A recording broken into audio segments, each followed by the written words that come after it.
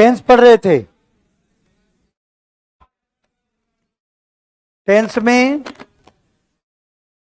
कहां तक पढ़े थे?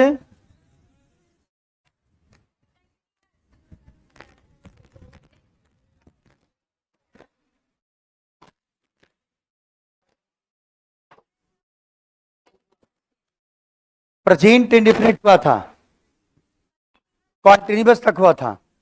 प्रेजेंट परफेक्ट से पढ़ना है। पीछे का जरा खिड़की बंद कर दे बाबू।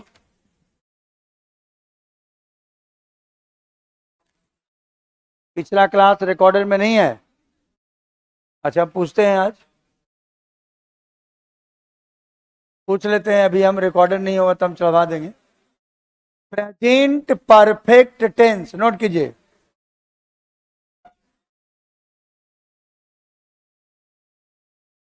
प्रेजेंट परफेक्ट टेंस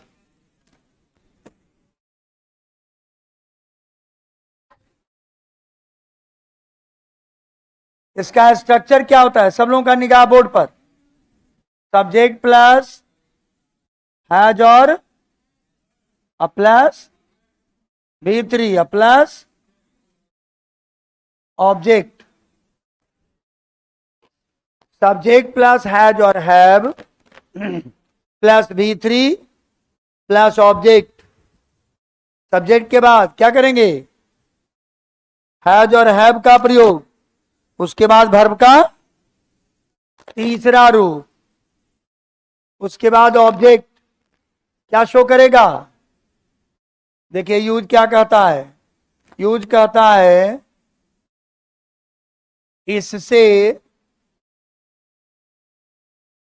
बोध होता है कि कोई कार्य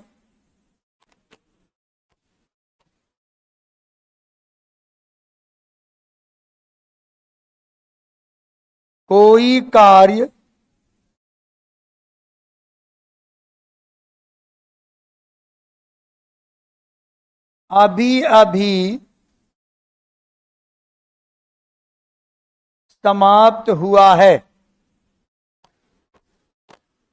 इससे बोध होता है कि कोई कार्य अभी अभी समाप्त हुआ है। क्या बोध करता है? कोई काम क्या हुआ है? अभी अभी समाप्त हुआ है। तो जब कोई काम अभी अभी समाप्त हो ऐसा बोध करे तभी आप प्रेजेंट परफेक्ट टेंस का प्रयोग करेंगे। जैसे वह अभी अभी सोया है ना, वह अभी बाहर गया है। ऐसा जब सेंस आ जाए कि कोई काम समाप्त भी हो गया। क्या हो गया? कोई काम समाप्त भी हो गया। तो आवाज ज्यादा है लगता है। एक तो सबसे लास्ट वाला। नहीं नहीं नहीं, वहां से नहीं है। नीचे नीचे वाला, नीचे वाला, नीचे वाला सबसे लास्ट वाला स्विच है ना, उसको कम करो तो। कोई काम हो गया, रहने दो। और काम बहुत कम हो गया। थोड़ा सा तेज कर दे, थोड़ा सा तेज कर दो, थोड़ा। हालांकि ऑनलाइन में और कम, और कम, कम करो फिर से कम कर, थोड़ा कम कर। हो गया? हाँ ठीक है, रहने दो। नहीं नहीं ठीक है, आवाज ठीक है, जा रही है आवाज? हाँ आवाज ठीक है। देखो, तो इससे बोध होता है कि कोई कार्य अभी अभी समाप्त हुआ है।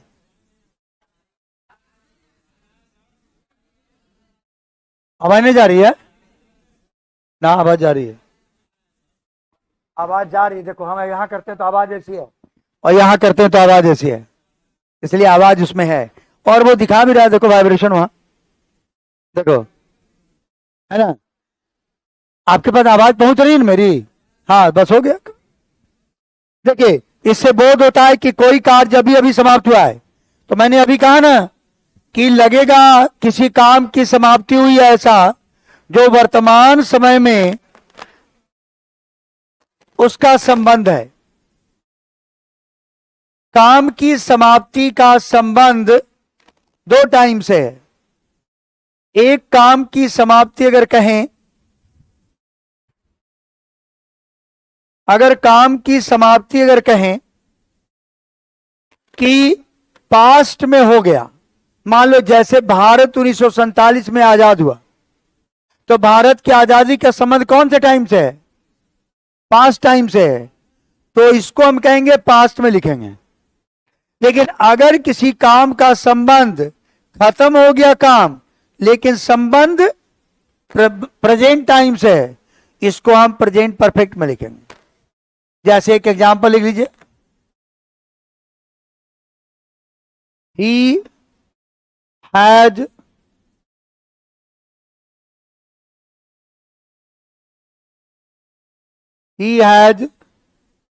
Just gone out. वह अभी अभी बाहर गया है। He has just gone out, वह अभी अभी बाहर गया है। कैसा बोध हो रहा है? अभी अभी।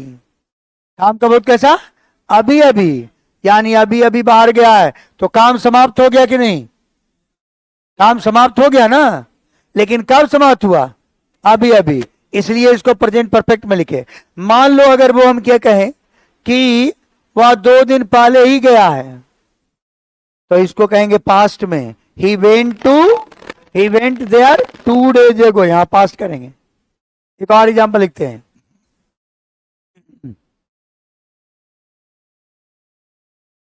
आई have not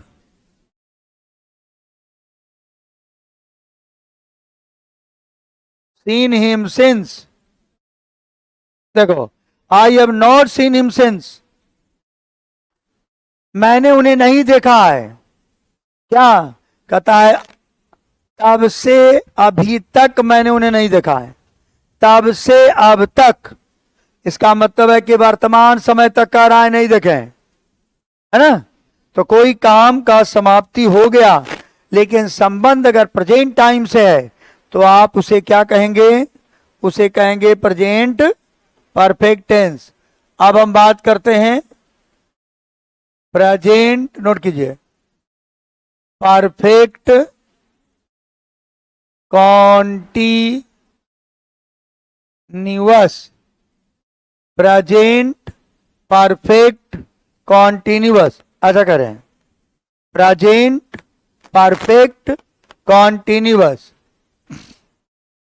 subject plus has और हैव, सब्जेक्ट प्लस हैज और हैव प्लस यहां क्या लगेगा? बीन। उसके बाद क्या लगता है? बिफोर। उसके बाद क्या लगता है? ऑब्जेक्ट।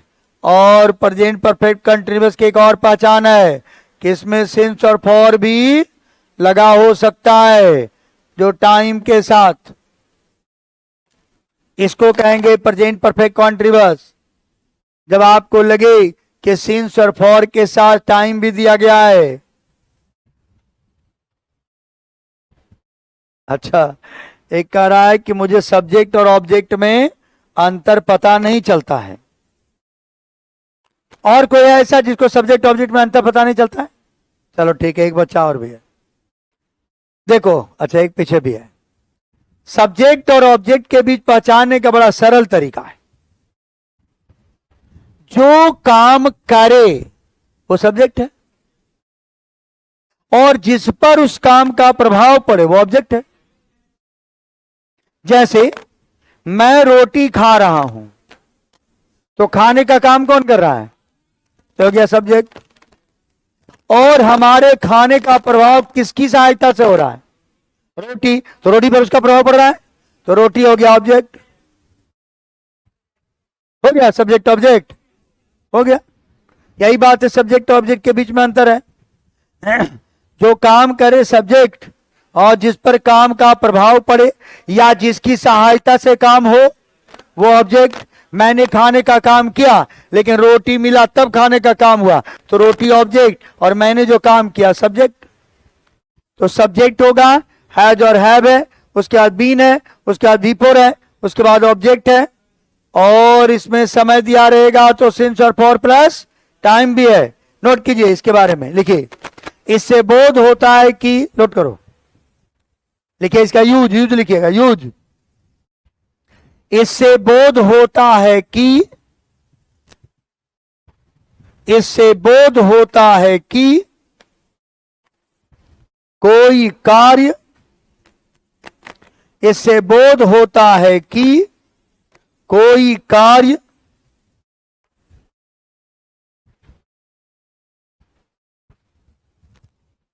लंबे समय से जारी है।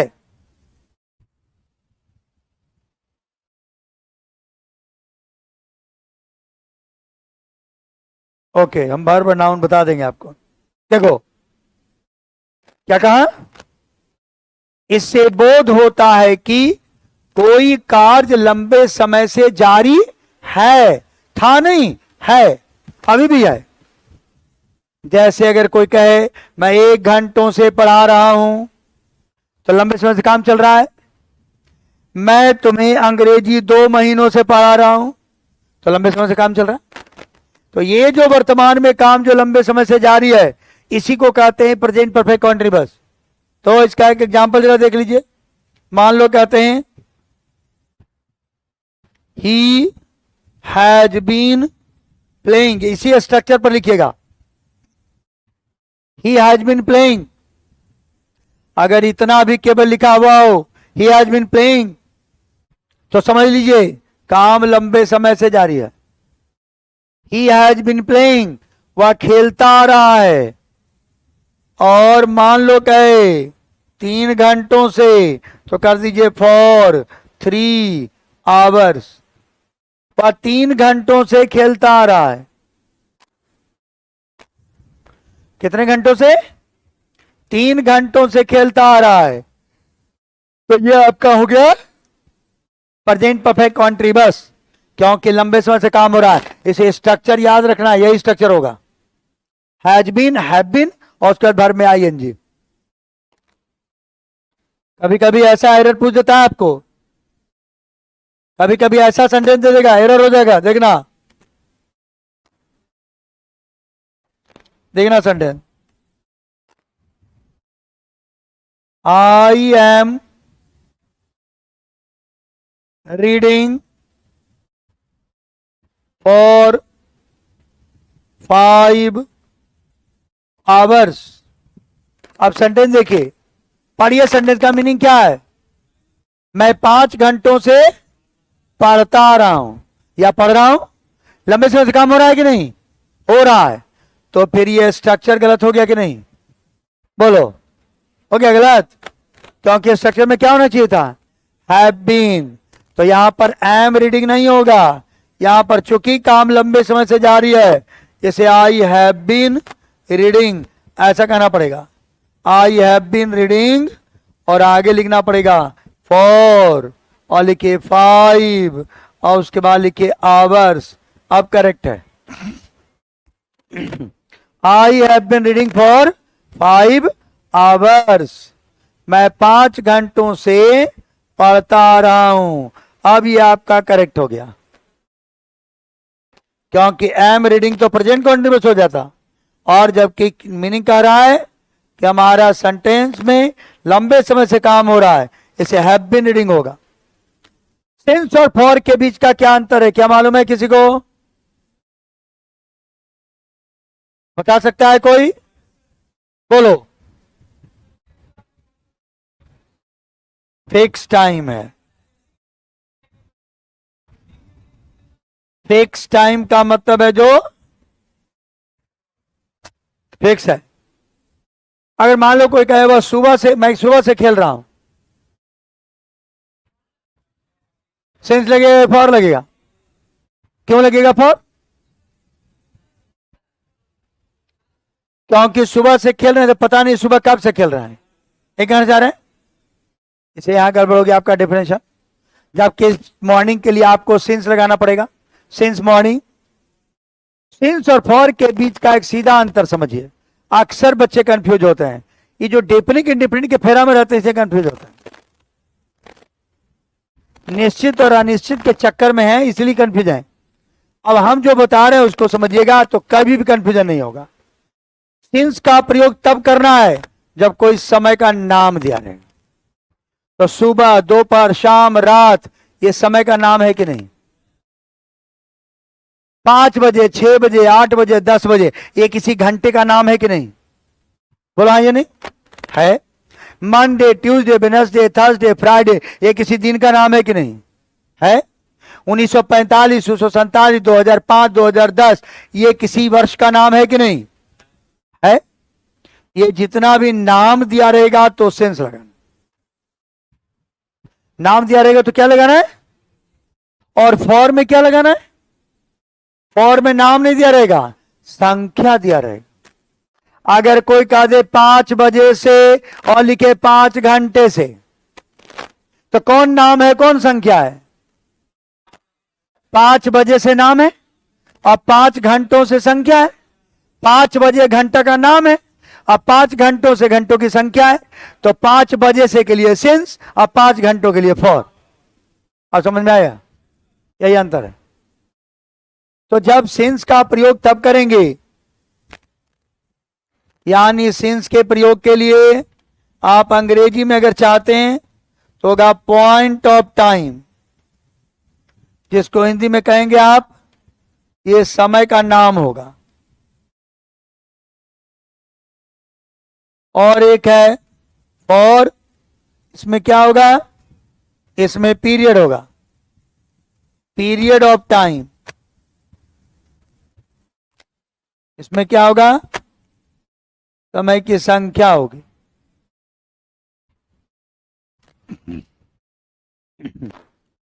संख्या हो जाएगा तो आप फॉर का प्रयोग करेंगे, है ना? और मात्रा हो जाएगा तो क्या कहेंगे आप? अब मात्रा करें।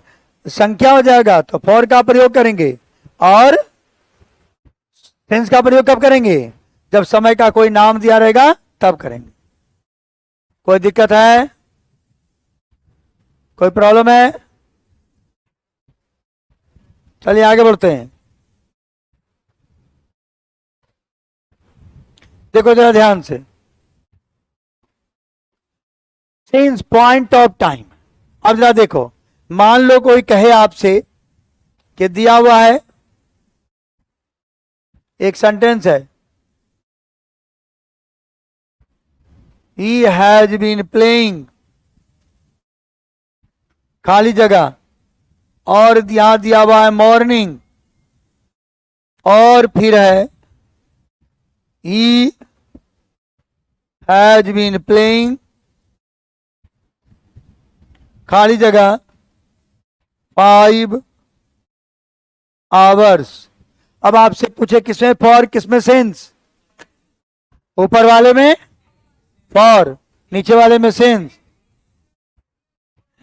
ऊपर वाले में सेंस, क्योंकि मॉर्निंग नाम है और आवर्स क्या है? संख्या। तो क्या लगेगा? हो गया। तो he has been playing since morning, he has been playing for 5 hours. एकदम दिक्कत नहीं है। फिर लिखा है गो सिंस का मतलब फिक्स टाइम। बोले ना फिक्स टाइम मत याद रख, गड़बड़ा जाओगे फिक्स के फेरा में। फिक्स में बहुत रिस्क है ना? इसे फिक्स कहोगे तो रिस्क लेना पड़ेगा।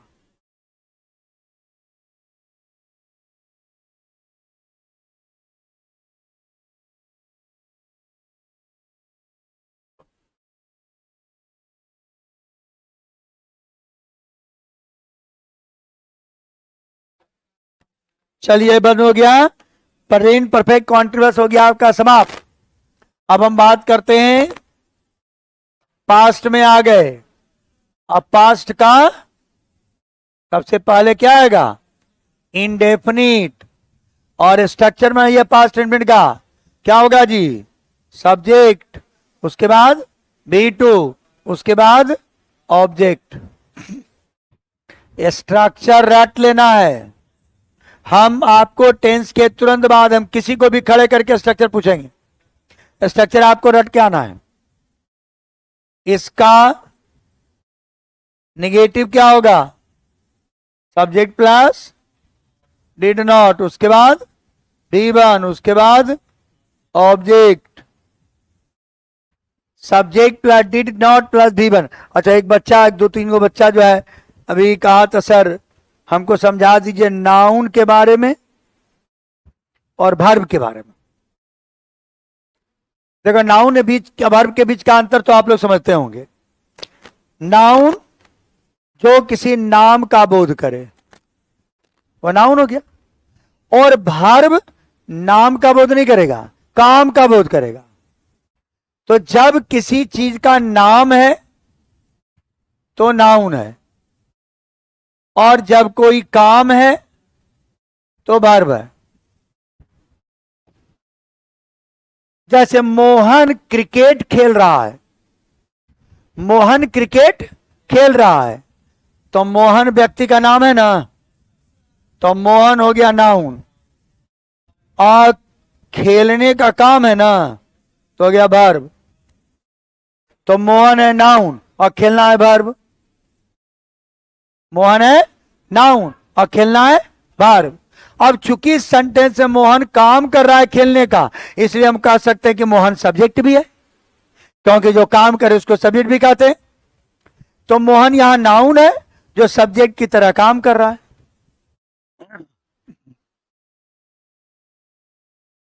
क्लियर हो गया? तो समझ गए होंगे आप लोग। आगे देखिए, ये हो गया निगेटिव, इसका निगेटिव है, डिड नॉट लगाते हैं, उसके बाद भी बन। और अगर आपका इंट्रोगेटिव है तो आप सेंटेंस को डिड को पहले लिखेंगे, उसके बाद सब्जेक्ट, उसके बाद भी बन, उसके बाद ऑब्जेक्ट, और लास्ट में क्वेश्चन मार्क लगा दीजिए।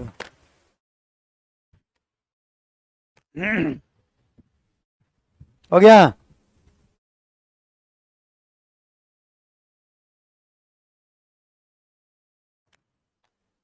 क्लियर हो गया? ये हो गया आपका पास्ट इंडेफिनिट। अच्छा, पास्ट इंडेफिनिट का प्रयोग कब करोगे? कब करोगे पास्ट इंडेफिनिट? यूज लिखिए, यूजेज, और नंबर 1 लिख रहे हैं।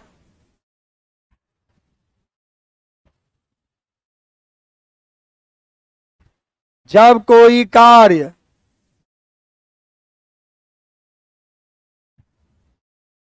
जब एक मिनट लिखना, एक मिनट रुको।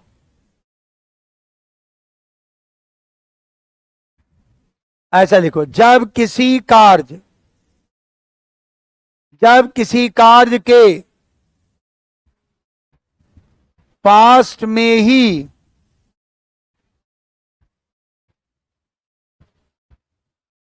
पूरी तरह समाप्त हो जाने का बोध हो तो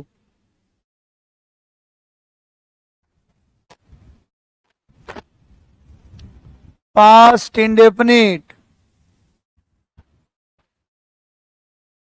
का प्रयोग करते हैं। जब किसी कार्य के पास्ट में ही पूरी तरह समाप्त हो जाने का बोध हो तो पास्ट इंडेफिनिट का प्रयोग करते हैं। पास्ट में ही पूरी तरह समाप्त हो जाए, उसका संबंध प्रेजेंट के साथ बिल्कुल भी नहीं है, पूरी तरह से उसका संबंध पास्ट के साथ है। जैसे जरा देखना,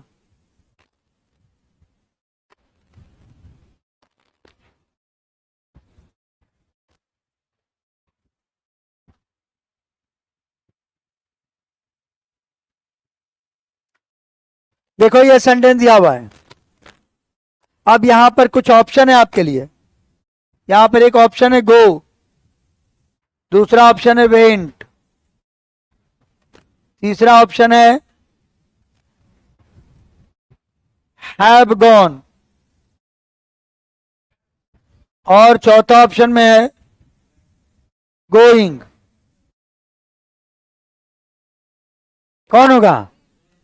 क्यों होगा वेंट? क्यों होगा वेंट? इसलिए होगा क्योंकि यहां क्या लिखा हुआ है? यस्टरडे का मतलब पास्ट का टाइम हो गया, तो कहता है कोई कार्य पास्ट में ही पूरी तरह समाप्त हो जाने का बोध हो, तो यस्टरडे लिख दिया। इसका मतलब है कि पास्ट से ही उसका संबंध है, प्रेजेंट के साथ उसका कोई संबंध, इसलिए वेंट लगेगा, है ना? वेंट लगेगा। क्योंकि पास्ट का टाइम दिया हुआ है स्टरडे। स्टरडे पूरी तरह से पास्ट का बोध कर रहा है, इसे इसके साथ में कोई संबंध प्रेजेंट का नहीं है।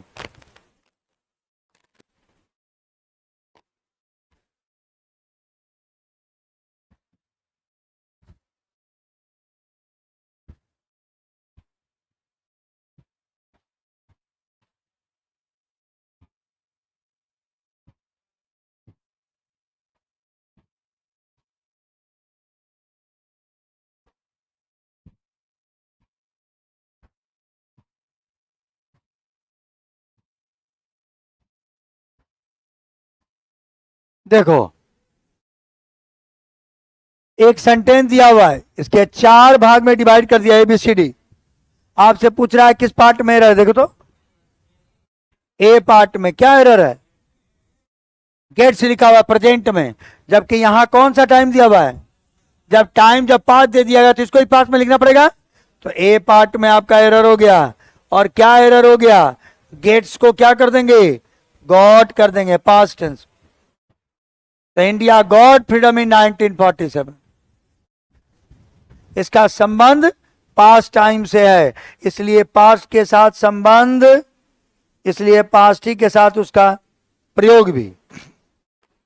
इंडिया गॉट फ्रीडम इन 1947, तो पूरी तरह से पास्ट में हो गया कोई काम समाप्त, इसलिए आप इसको लिखेंगे पास्ट परफेक्ट। क्या लिखेंगे, क्या लिखेंगे, पास्ट परफेक्ट, पास्ट इंडिफिनिट। दूसरा नंबर रूल लिखिए, रूल नंबर 2, इसका प्रयोग पास्ट के किसी आदत का बोध करने के लिए भी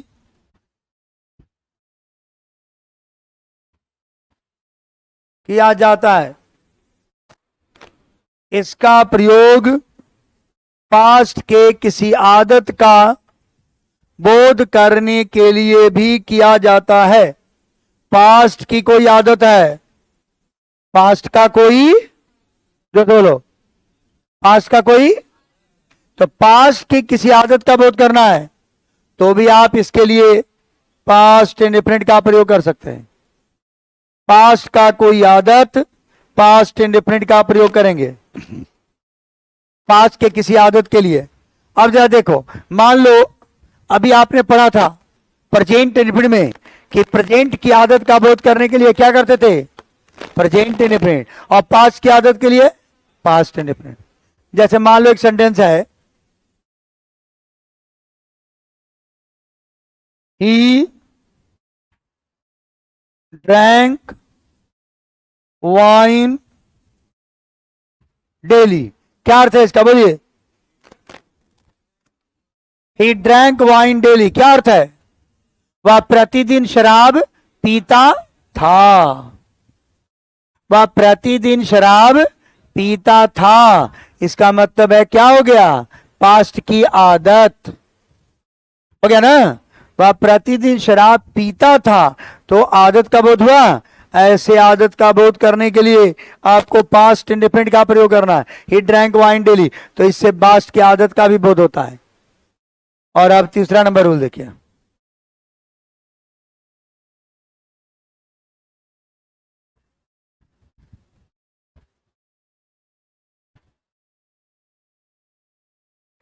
देखिए निम्नलिखित निम्नलिखित आश्वनी आ गए,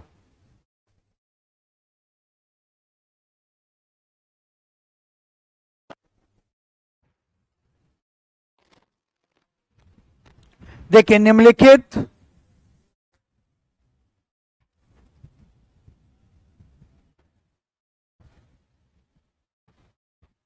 स्ट्रक्चर में हमेशा पास्ट इंडेफिनिट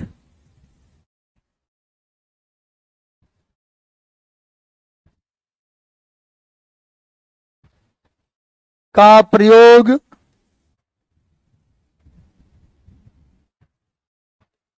किया जाता है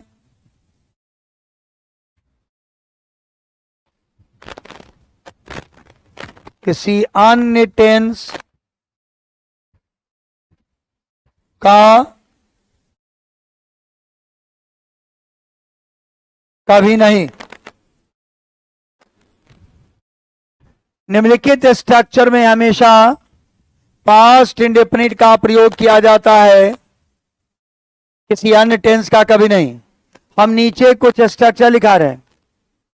ये स्ट्रक्चर आपको अगर दिख जाए तो आंख बंद करके पास्ट इंडेफिनिट, कोई दूसरा टेंस सोचना ही नहीं है, ना सेंटेंस का मीनिंग सोचना है, ना कोई दूसरा टेंस सोचना है। क्या सोचना है? केवल हाँ, इसको एकदम रट लेना है बात को। या और ये बहुत बार क्वेश्चन आता है, कौन कौन सा स्ट्रक्चर सो देखिए। ये स्ट्रक्चर है, it is time a plus past indefinite.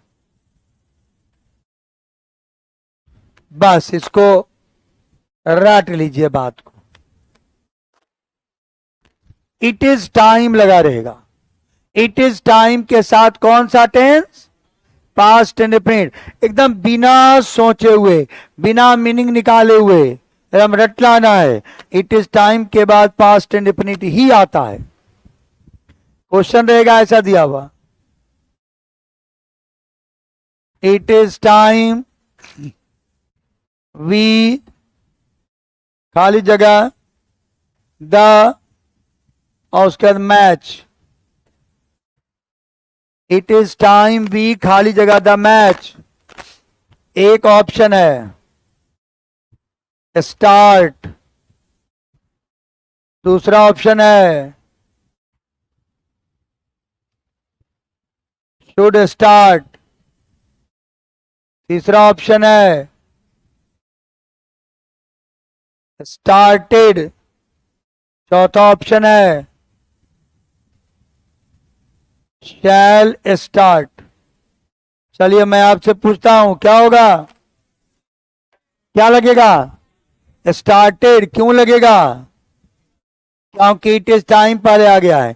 इसके बाद हम V2 यानी पास्ट इंडेफिनिट लिखेंगे, इसे यहां स्टार्टेड का ही प्रयोग होगा।